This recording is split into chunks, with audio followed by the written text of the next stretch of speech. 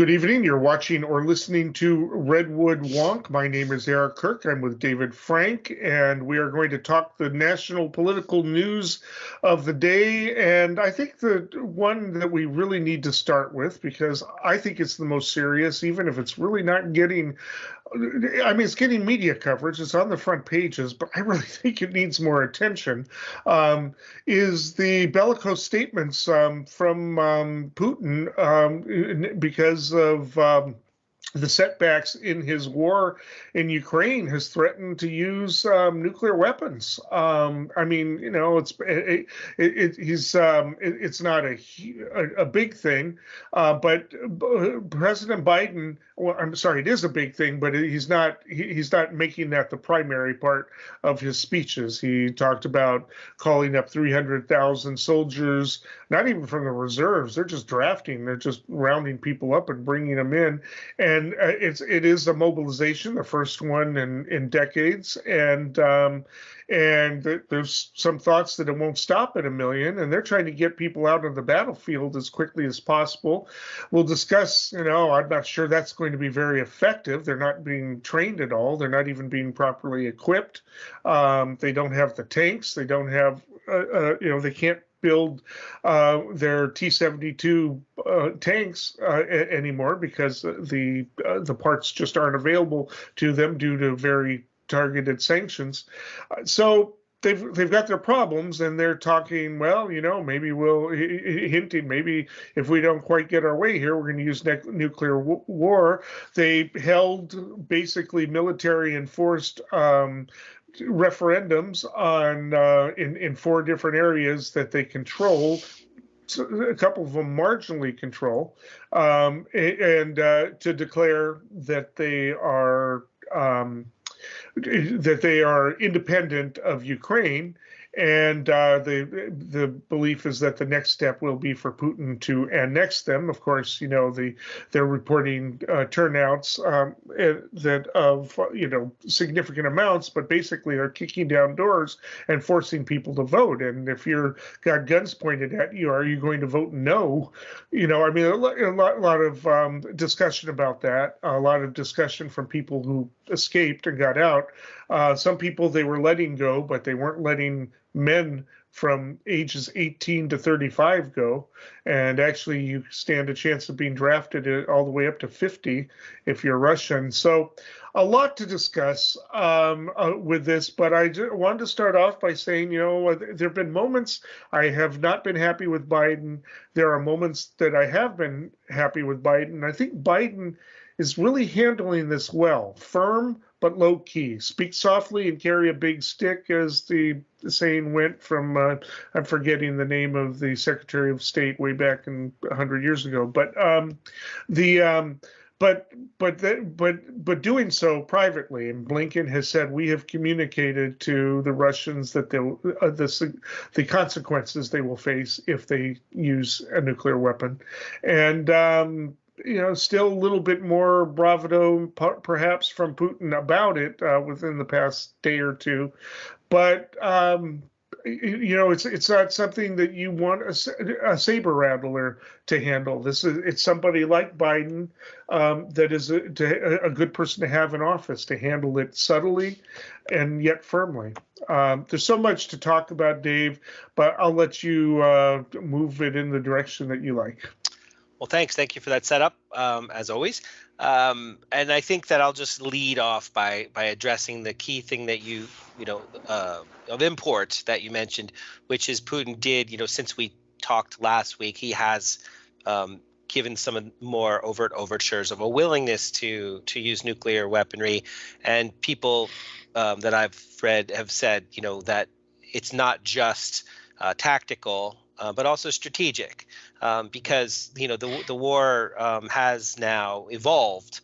I think in the beginning, the United States was, and to date, the United States has been supplying weapons that focus on Ukraine's strong defensive capacity without giving weaponry that could reach all the way to Moscow or be basically kind of validate Putin's false claims about the threat of Ukraine in some way, or the threat of NATO and the West. Right. So it's been very measured, and which has been very successful to date, because arming Ukrainians to defend Ukraine has shown to be successful on the battlefield.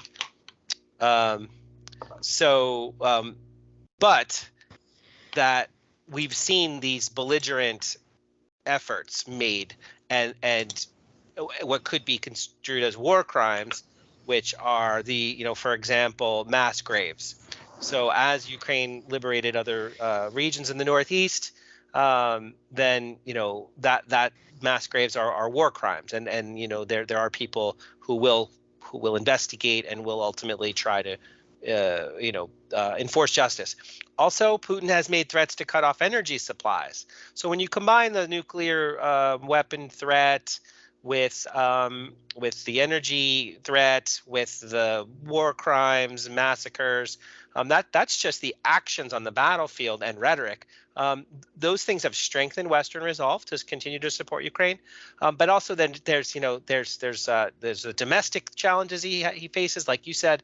The most recent reporting is that about 1,300 people have been arrested for protesting in the streets against the conscription. Another 200,000 estimated have left the country, crossed borders. Queues, lines, up to 10 miles long in some cases, like Georgia.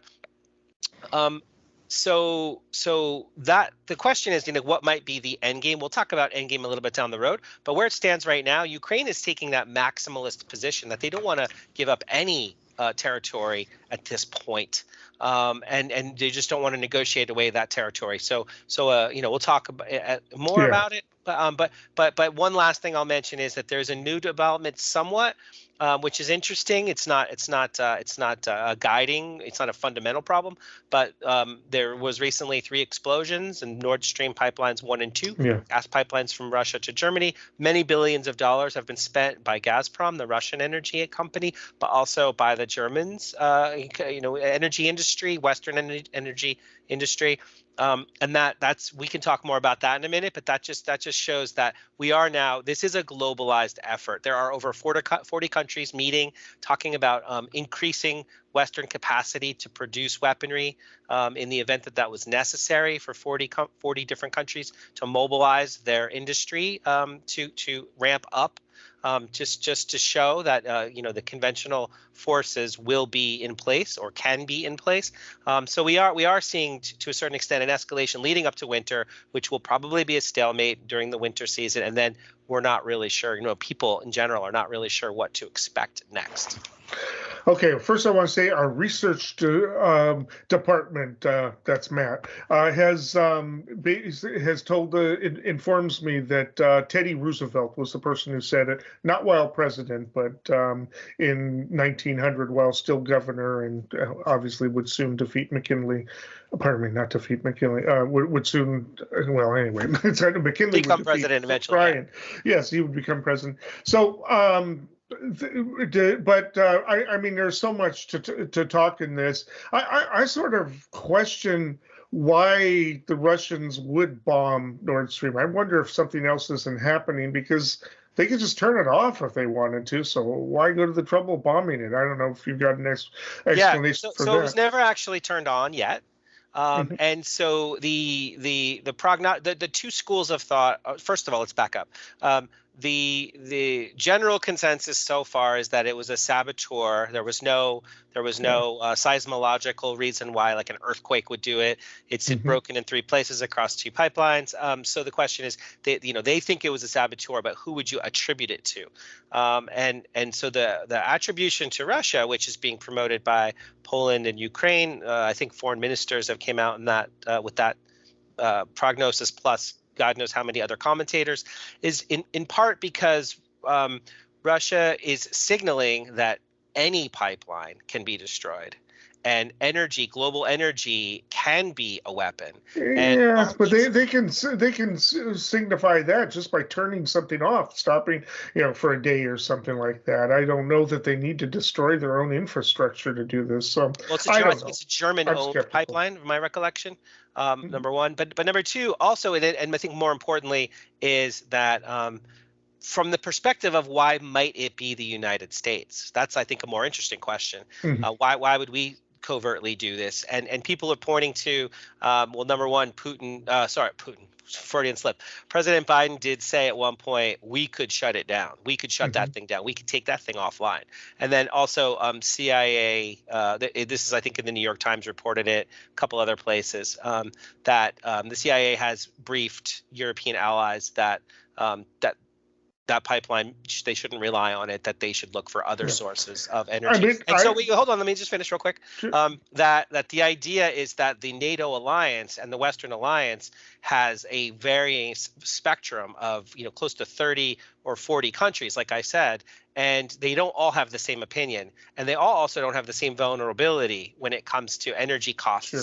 And so if you could take away that pipeline and show that it's never going to get turned on, there's a cohesive effect to align the interests of the people who are no longer going to, because Putin could just say, I'll just turn that puppy on and I'll solve all your problems. They take that piece off the game of negotiations. He no longer can turn it back on because we're going to take it out, or we can. I guess. My first thought was militant environmental saboteurs, but then again, they would take credit for it. They would send out some type of press message or something saying we did this, blah blah blah, to send a message. So I don't know. I guess it'll be a mystery for a while, and maybe forever. But I mean that's one thing that's happening. But also, it's not fundamental, but it's relevant. Yeah. But I mean, what I noticed too is that the threat of nuclear war.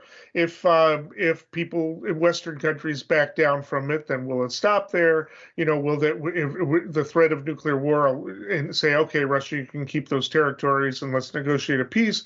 They can't really do that because it won't stop there. If Russia knows that they can get away with acquiring land through a threat, they can't do that. And I'm not a big deterrence kind of person. I'm pretty much a pacifist, but I would just say that you can't you cannot let a nation get away with that. So you have to respond, and Biden is responding quietly, not responding publicly like some leaders from both parties might do to show off their testosterone a couple months before the election, but instead just doing private warning them and continuing to supply Ukraine, just not stopping. They've got another 1.2 billion or something is being sent, and now again today they pledged to replenish Ukraine with the long-range rockets, the HIMARS as they're called, which is probably one of the factors which has helped turn the war around. I think that he's handling it as well as he can, knowing that there is no right answer, no completely right answer. But I'd have to say, I'm glad there is somebody who is calm, who doesn't feel a need to take credit or look good in the press, in the public eye, but is more focused on getting the job done without exterminating the human species through nuclear war, and it seems to be the right balance. It seems to be the way he's handled this thing from the beginning has been the right way. So I'm going to agree with you on that I'm going to give credit where credit's due. That's like, hate to say it, but not that I hate to say it, but I'd hate to boil it down to something so trite, but so far so good. I mean, that really is the truth. When it comes to read the nuclear threat, just to touch on this with a little more, what then? What next steps 2 and 3? Putin's already, to a certain extent, in a bad place, but he's not in that bad of a place where putting people in jail and conscripting people and hybrid warfare, those are all predictable and rational. Resorting to nuclear weapons is irrational in the sense that number one, the wind blows from west to east, right? So you're going to bomb your neighbor to the west, and all that nuclear fallout's going to blow to the east. You besides the environmental catastrophe in Ukraine, there'll be other issues at play that are enduring. Like we know Chernobyl, they said there's a 5,000 year exclusionary zone or something like that. Like it's not a good, it doesn't bode well. Number one, but more profoundly, Putin would lose credibility with non-aligned states like China and India, and that's a third of the world right there. Both of whom are skeptical right now. They're actually starting to say, I'm not sure about this war. Within the past couple of weeks in India today, but and they're opportunistically taking discounted oil. They're not signing on to the global embargo. And then to a certain extent, they might even be involved in reselling, like Saudi Arabia, another one of the non-aligned critical allies. They're engaged in this arbitrage where they're buying cheap oil from the East and sending it to the West. But nuclear weapons take that to the next level. I mean, we just think about the United States relationship we have with Iran, and to a certain extent, it's like that line is so solid. Like we're willing to kind of almost, as a country, as the West is willing to do almost anything we can to stop them from even having one in the first place, let alone actually using it like Putin has threatened. So I think it's an irrational approach, but it's provocative enough that he's getting pressure with him on all the pressure points, and I guess it's a good time not to I know we have limited time left, but circle back, like what is the exit strategy here? Ultimately, Putin does want to be able to negotiate his way into taking control of these places that just had their election and that have now or will soon petition to be incorporated into Russia proper, and then that he's looking for that, and if he does anything nuclear means that's not going to happen. Well, when we take this up in future shows, we'll be discussing the fact that as we speak, the whole Eastern Front, the Western Front for Russia is collapsing. I mean, Ukraine in the past week, it didn't stop with the Kharkiv Oblast. They're in the other, but we need to move on because, he is losing there. And so we'll talk about that and what the impact is.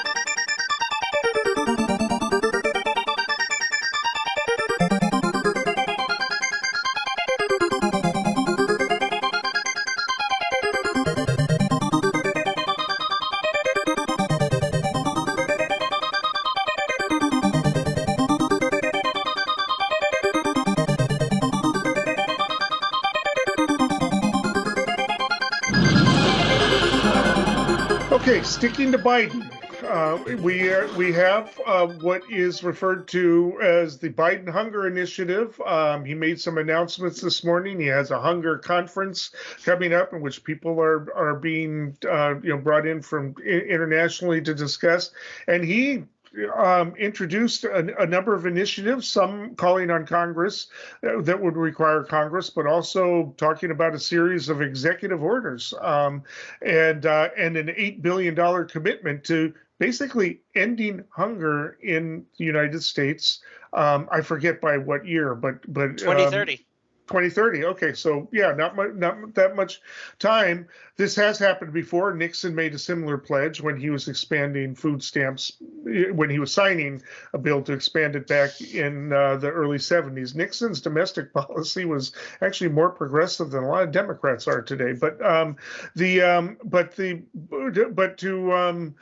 To talk about it, he wants to initiate, get Congress to pass on expanding on food stamps. They don't do stamps anymore, but that program. He wants to get address nutrition, labeling, to change the labeling, have the ingredients be on the front and not be in this confusing manner that you almost have to be a scientist to understand, and possibly labeling foods that aren't healthy, as if people don't know, and maybe they don't know, but and yet a number of other things too, but he really wants to deal with the issue of food insecurity was the term of the day of people, and diet-related diseases he wants to address, not just the fact that people go home hungry, although that itself is an issue, but to go to bed hungry, but to deal with issues of malnutrition, and obesity actually is a form of malnutrition for a lot of people. That is something to address. So again, a huge initiative. Republicans are already cool to the idea. They do not want to expand food stamps. That's been one of their staple issues for years. Poor get too much money, deserving poor, blah, blah, blah. But also, it deals with everything, including, free school lunches for all kids, no matter what class you're in. And people have balked at that. Well, why would rich kids get free? Just make it free. That it's actually probably easier to administer if you don't have to delineate who qualifies and who doesn't. Just make food free for children. Parenting advice, breastfeeding, support and information. I mean, I've just touched on it. And if you want to, and it would involve, incorporate a lot of different agencies, from the USDA to Health and Human Services to the Bureau of Indian Affairs to approach, education and support of the tribal policies around this. Again, Dave, where do you want to take it? Yeah. So again, thank you for that framing. Like you said, big picture, this was a conference of policymakers, health activists, farmers, and business leaders attempting from the president's perspective to come up with a plan to end hunger by 2030. But in part, he as you said, he also wants to lower the cost of diet-related disease. So big picture, a report from the Agricultural Department this month said, this is from the New York Times, said that 90% of U.S. households were food secure last year, while 10% were not. So that's about 13.5 million households had difficulty providing food for their family members. And, inflation right now is dramatically impacting food prices. And also there's a fear of recession looming. So I think Biden, and also it's we're leading up to the midterm elections. So him and his team, the president and his team, needed to be seen as doing something. And so, again, as you said, this was part of the equity agenda, since food insecurity disproportionately affects people of color and people in rural areas. So it's consistent with their agenda across other policy, policy elements. So one thing I think is important, food insecurity, it's not something that we hear every day. So this is a quote from Agricultural Secretary Tom Vilsack at the conference. He said, "Food and nutrition insecurity remain unacceptably high. We also face a rising prevalence of diet-related diseases like type 2 diabetes, obesity, and hypertension, which disproportionately impact underserved communities."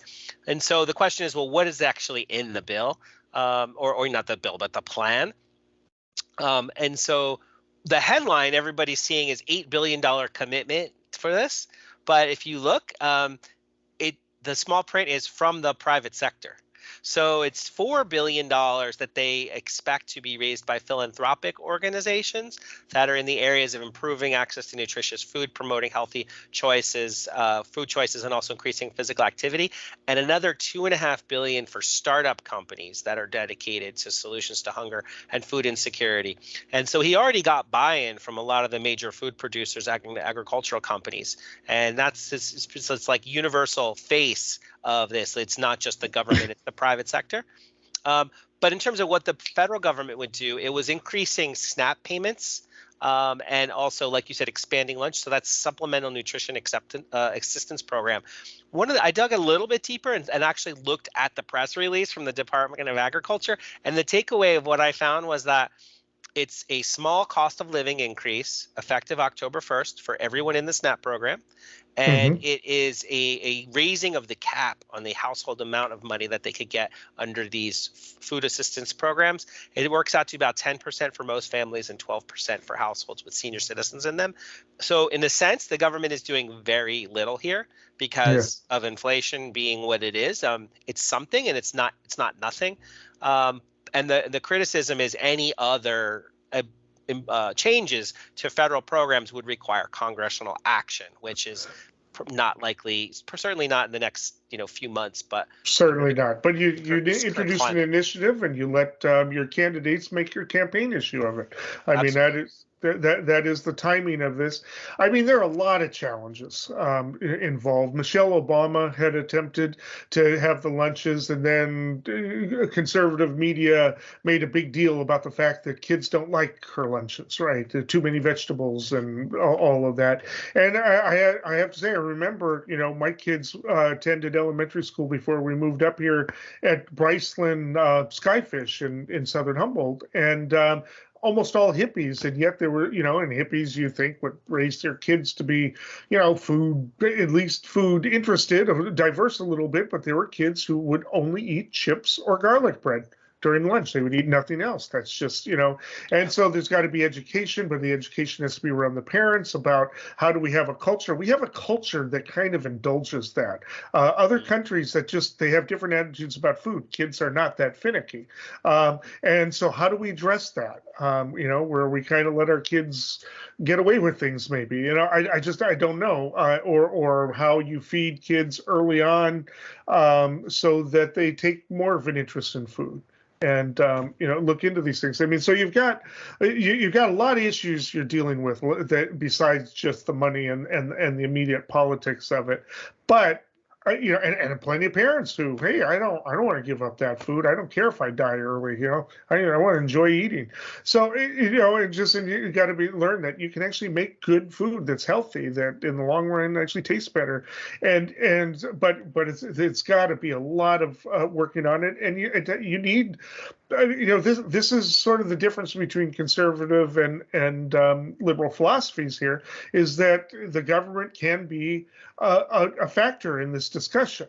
Not to impose people. Biden made it very clear that he's not going to tell people what they have to eat, but educate people about what's available and the rest, and about moving around. I mean, there are a couple of European countries that actually offer free gym places, because they figure, their theory is that it's going to save them in their health care, right? The cost later, if fewer people are having heart disease because they're getting more exercise.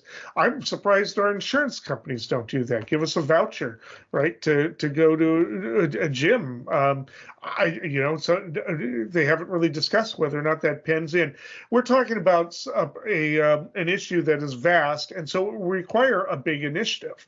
And you got to think big and start big. And we talked about the fact that Biden is probably not going to run for re-election, especially after today's gaffe of calling for somebody in the audience who died last month, that type of thing. And there are going to be those slip-ups, but he definitely wants to make this one term count. He's not playing lame duck at all. And this is a very ambitious initiative, both in terms of what would be required of the program, but also in terms of pushing for a change in philosophy and understanding of food. I mean, that's a big deal. So sorry. No, this was very thoughtful. Your insights and input there, and you reminded me that one big element of the announcement was helping Americans get more. His first line item was help more Americans access food and combat food deserts. Yeah. And so for folks who don't know, and what is a food desert? Yeah.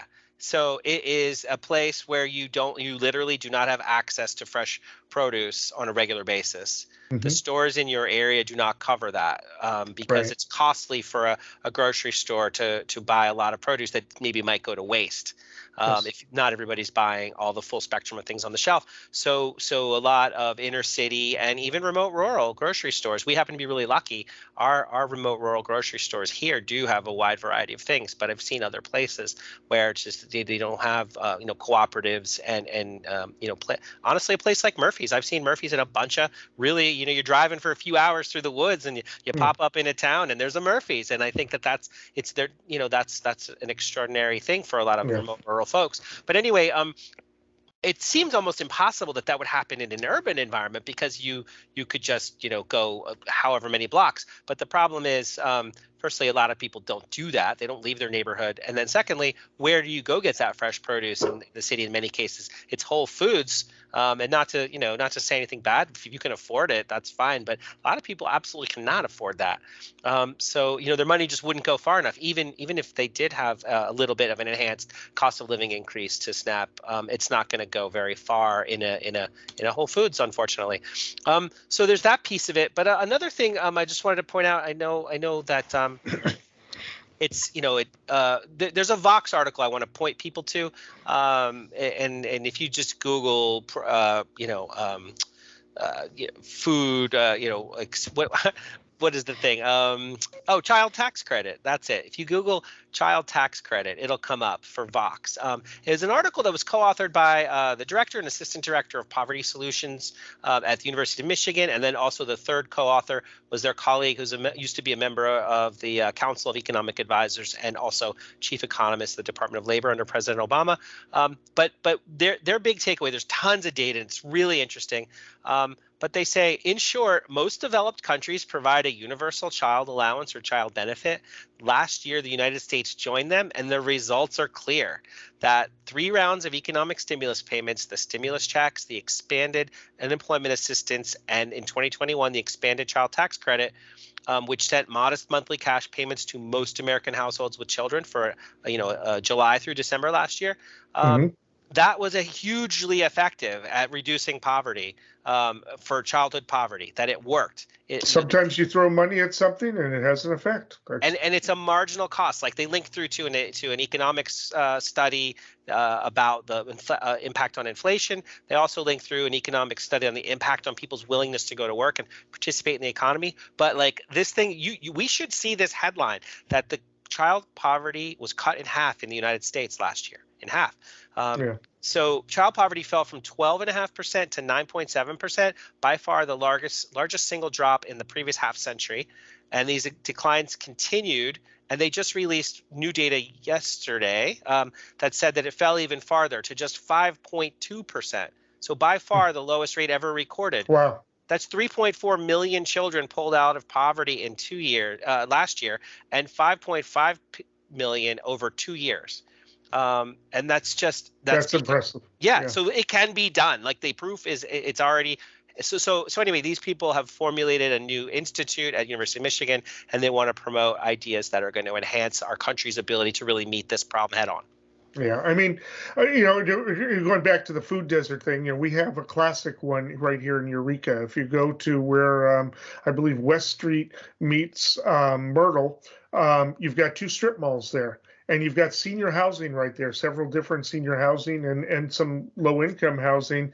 And there's nowhere to buy real food there. You've got a few restaurants, yogurt place, and you can go in and buy packaged stuff from the drugstore there. But there's no place to buy fresh produce or meat in either of those 2 strip malls. That's and that is actually a concern. Now, what can government do about that? You can't just have the government open up their own produce stand, or can they? I don't know. But that's considered a food desert, and that is a big issue because not everybody can get into a car very easily, and public transit or shop by public transit. Very important. I'll just put it real quick. We have Food for People in our community, which does a tremendous job, and it's they could always use help for people out there who are in our community. Contact them if you want to help address this issue, because I know I've spoken with them before, and I think you probably have too. They just do amazing work in this field. Okay. All right. Yeah. Matt has informed us there is one in the mall. I'm assuming you're talking about government sponsored. I'm not sure, but there's something in the mall. I'm assuming referring to government sponsored food place in the big mall, and that it became a food desert after I think it was the Murphys or the Rays closed there, but maybe it's not anymore. So that's really good. I mean, again, the food deserts tend to be in the places where we really consider it, where people travel is a big deal. A lot of issues, but that's really encouraging. But we will follow up on this in future shows. But we need to move to our third topic.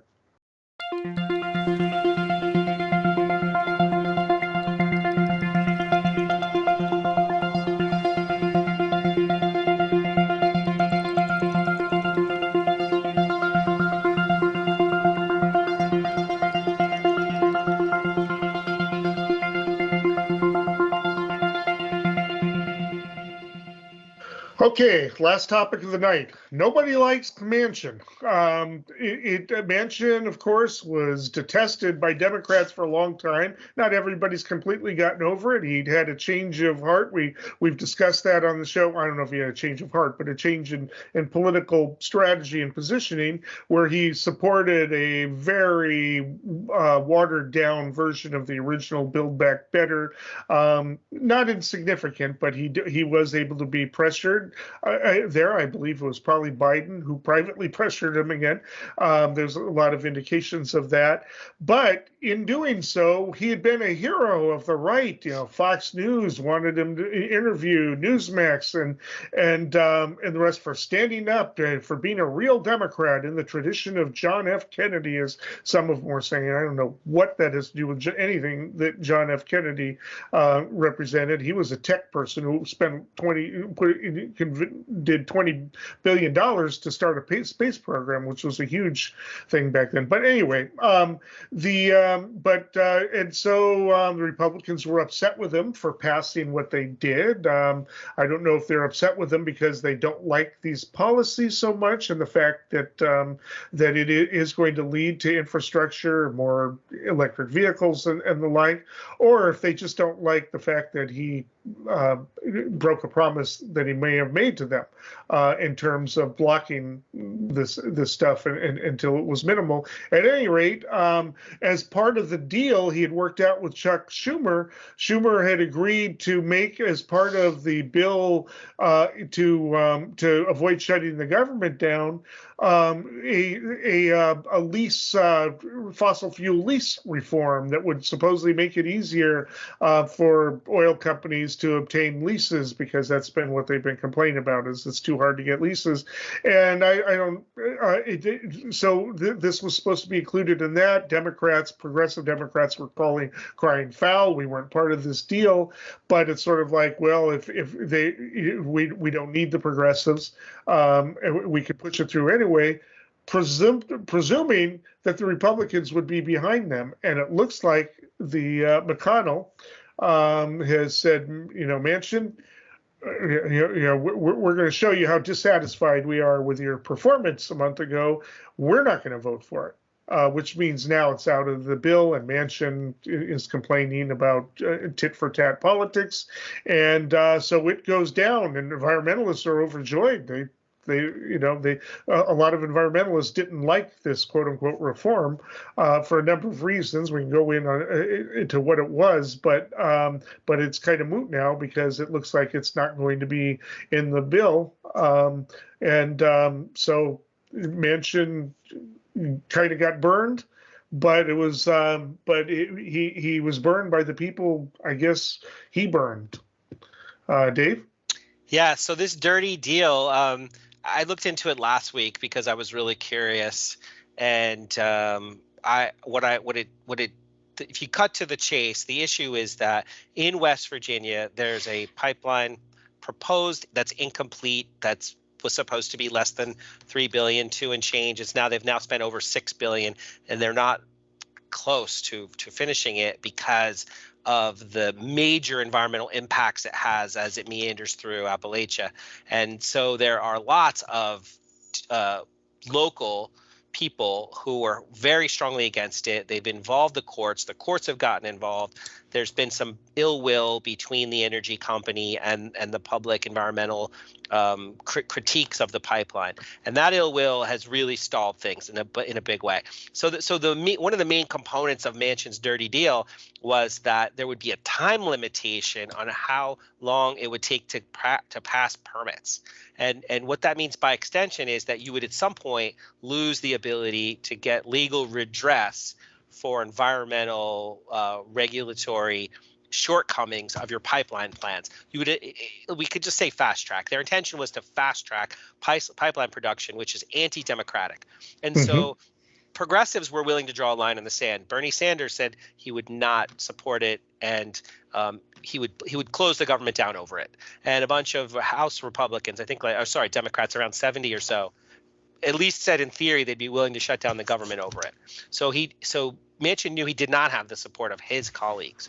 And then Manchin thought he would be able to rely on some of the Republicans to come over and support it, because this is like a wish list for the energy industry.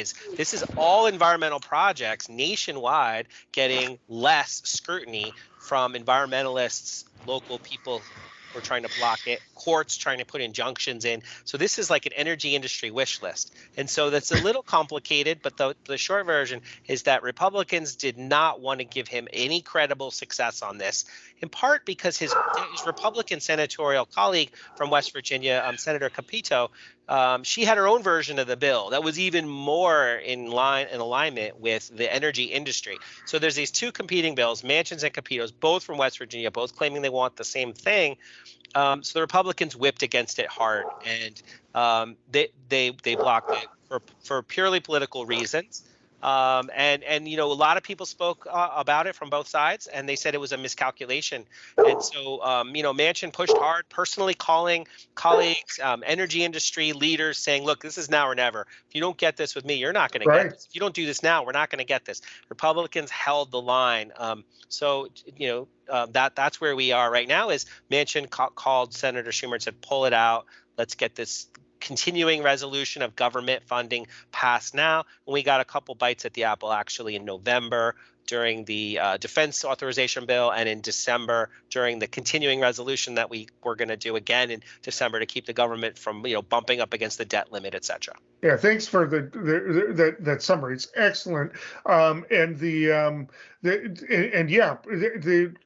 Republicans really may have kind of blown. I wonder if there's going to be any blowback from the fossil industry over this, because it's they usually we say, oh, corporations run own these politicians, but they lost control here because some of these egos, I think, just didn't like the fact they just wanted to get even with Manchin, but that was probably the last opportunity to pass anything like this. I mean, it's and it wouldn't have taken. Bernie Sanders couldn't stop it alone, obviously. At the Senate, and if the Republicans had combined with the moderate Democrats, they probably still could have had a majority. But they have let the crazy aspects of their politics, the power base, they may have bitten the hand. And the question is, where does the fossil fuel industry go now? They've got Manchin and Sinema. That's it. I mean, there's nobody else that is really representing their interest at this point. I mean, I'm sure there are a lot of Republicans who would have voted for this, and a lot of Democrats, but not enough. Very interesting moment in politics where it was just pure spite that is now probably deprived the oil companies of that. It's not going to come up. Well, it may come up again, but I don't see how it passes, even if the Republicans take both the House and Senate. So this was really interesting to me, and so much so that I made it my prediction last week. That I thought for sure my hunch was that the progressives were going to hold the line. Out of principle, and that the Republicans were going to hold the line out of spite. And that's what happened. And so they did get pulled out of the bill like I predicted. This might have been the first time one of my predictions ever came true in less than a week. But it did. So good call. Your question's a good one. Where do we go next from here? So I did when I was doing the digging, I was looking, and what I saw, number one, is that the Chamber of Commerce, the big industry interest group, endorsed both the Capito and the Manchin proposals, which they very rarely do. And they said, we want both of these. So in a way, they were saying, you two work it out. Put it back on the table, and then we'll bring the Republicans on board, and then we'll help you railroad this thing through. And so the head of what his exact title is, Senior Vice President of the U.S. Chamber of Commerce's Global Energy Institute. I got a quote from him, which was really interesting. He said, everyone has a stake in it. Schumer has a stake in it. Schumer's the number 2 recipient of energy industry funds in the Senate. Schumer has a stake in it. Capito has a stake in it. It's just about fixing it to get to 60. We're certainly going to expend all of our efforts trying to find that political compromise that threads the needle. So industry very handsomely rewards both Republicans and Democrats for a reason. They got their fingers in the pie, and they're hoping that either November or December, like I said earlier. I don't know that it's going to happen. I mean, and again, neither party, or I should say, the incumbents of neither party wanted a government shutdown, because Right. that anybody in a close election who's an incumbent who allowed that to happen, that could have been worth 3 or 4 points, Yeah. in voters. So so none of them wanted that. You thought, okay, well, the Republicans won't mind so much.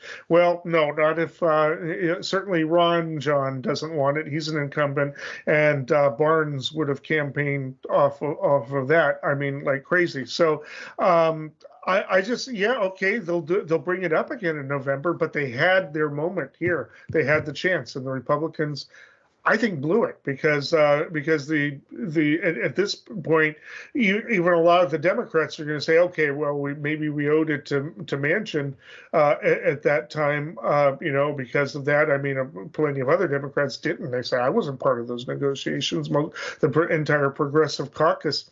I don't know. Maybe it will come back, and maybe they'll be able to pass it with the Republicans. But I think they may have really blown it. And then the question is what does the fossil industry do with McConnell? Because I bet that the fossil fuel industry, I'm betting that they're really unhappy with him right now. So I would, rather than say yay or nay on McConnell, what I would say is that there are people, whether it's in Politico or the Hill or some of these other places, there are people who say that the Republicans do still respect Manchin for his obstruction. Sure. And also, just generally speaking, I think corporate Democrats believe that he was a positive moderating force on their own party discipline, and he did support the Inflation Reduction Act, which gave the party a policy win, a very large. I mean, it didn't get a lot of press. It probably didn't move the needle too much, but it is the largest investment in green infrastructure in history. In history, yeah. So it's not anywhere. Nothing. Yeah. So they do owe him, to a certain extent, for like, okay, look, are you in fact really just here to obstruct, or do you want to help the party retain the Senate and possibly retain the House, which is less likely? And so when push came to shove, he did step up. So anyway, what I'm saying is there's some degree of goodwill in both parties for him. You frame this as, does everybody hate him? And so that made me look. I was curious, like what went down. And in effect, it's just. This is just a classic example of how complicated things can be. What the people that bought, for lack of a better way to say it, the people that think that the politicians are bought and paid for, they expect to get their way. But in fact, what is their way here? If somebody wants a reasonable or rational or revisited federal policy on how we cite and implement energy projects, that's a policy goal. But this has not been about policy. This is about people railroading through special interests. They don't want to compromise on this. What they want is they want people to say, shut up and eat your peas. We're putting this pipeline through. We're going to poison your water. We're going to kill your fish. This is what's happening in West Virginia. This is the issues at hand, is that these pipelines go under like hundreds of creeks in Appalachia. And what the real main issue is the sedimentation. Not to get super in the weeds on this, but like they produce these documents that are environmental projections about their projects that prove to be wrong, and then the impact is adverse. And then environmental groups say, look, you're not doing what you said you were going to do. And then the energy industry is like, we don't care. We're going to railroad this thing through. And so there's this back and forth about railroading it through versus mitigating the actual requirements for water quality and environmental degradation prevention. Really, that's what it comes down to. And if people can't talk about it openly on a policy basis, then what they do is they want to railroad through their own way, either by changing the law or by carving out. This is what Manchin did. He carved out, in this bill, he carved out exceptions for his pipeline. He basically said, this pipeline, we don't have to deal with you people, just pass it through in effect. And I think that's something that people, if you once the transparency, the light of day is on these things, then we realize that it's Well, I mean, there were other factors. I believe that Biden was in there talking with them personally, because he took a stand that was just extreme at one point. He'd reneged. He'd actually promised that that he would support it, and then all of a sudden got the pressure to cancel it. And he kept moving the goalposts. So he kept moving the goalposts before with Build Back Better, and he kept moving the goalposts here. And it looked like it was just dead in the water in August, and then all of a sudden, out of nowhere, he says, "Oh, maybe I can go along with that." And I think some of it is I think a lot of people have made it clear there are lithium deposits in West Virginia. This is so it does open up a potential for conversion of an economy from coal to lithium. Now, there are a lot of problems with lithium mining, not as bad as coal mining, but bad enough, and health-wise and the rest, and it's still as destructive to the environment. And he's probably not going to be happy if they develop batteries that don't require lithium, and there is basically an arms race among companies, EV companies, to do that. So we'll see. But like I said, he's got a number of had a number of angles in that, and there were a lot of moving parts, and it worked out. And so he was kind of the hero. And then there are some Democrats who say, you know what, he may have saved the Democrats' chances by blocking so much spending. Inflation got really bad. Nobody thought it was going to get this bad. He had the foresight, and inflation could have been off the scale, even worse by now, if he had not blocked that. So I don't know that that's true. Build Back Better was spread out all over 10 years of spending. But anyway, we'll see. Manchin might be irrelevant next time, depending on the results. But speaking of which, we're going to move on.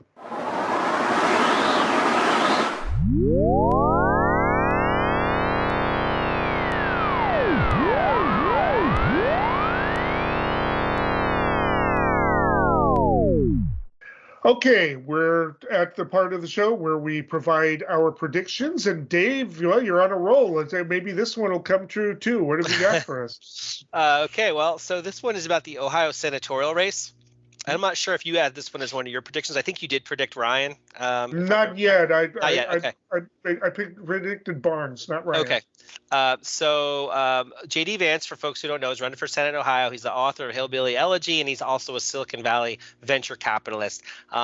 Again, for folks who don't know, he's heavily supported by Peter Thiel, the billionaire who kind of found him at Yale Law School, introduced him to the venture capital industry. He's provided him with $3.5 million for the seed money for Vance's campaign. And then to date, he's given him over $16 million, which is more money than anyone has ever given to a single candidate. And so the criticism that I've sort of my finger to the wind is that the main issue of weakness for Vance is his hypocrisy. He points out a problem, but then sides with the elites who caused it. So whether it's the opioid crisis, the energy prices, big tech privacy issues, union running out of time. Most recent polling indicates a statistical dead heat. 538 still does predict Vance, but the election will come down to the turnout of the base. And so as the flood of money flows across Ohio in the coming weeks, I predict Ryan will strengthen his appeal based on authenticity and win by the smallest of margins. Demings and Ryan, boy, you're going out on a limb here. Yep. I'm not going out on a limb so much. I'm kind of going with and I've been actually looking for a race to predict that the Republican win, and I can't find one in the Senate right now where I could make that prediction comfortably, and certainly not in Arizona where I'm making the call that Mark Kelly, since Blake Masters was chosen with his goofy politics. Another Peter Thiel guy, by the way. Yeah, in the last two polls had Kelly up by 12 and 10% respectively. I don't see how Masters pulls this out, and I am calling it, but that's nowhere near as brave a position as calling it for Ryan. I'm not ready to call that yet. But that's a good one. So, and by the way, I played chess against Peter Thiel when we were kids, and he kicked my butt. I'll have to tell the story sometime. Yeah. He was 3 years behind me. All of a sudden, this little sixth grader comes up, and anyway, I thought I was hot, and then he beat me. He was a nice guy back then. I don't know. He's kind of lost it since then. But anyway, we need to move on. We'll be back next week. Until next time, stay informed and stay engaged.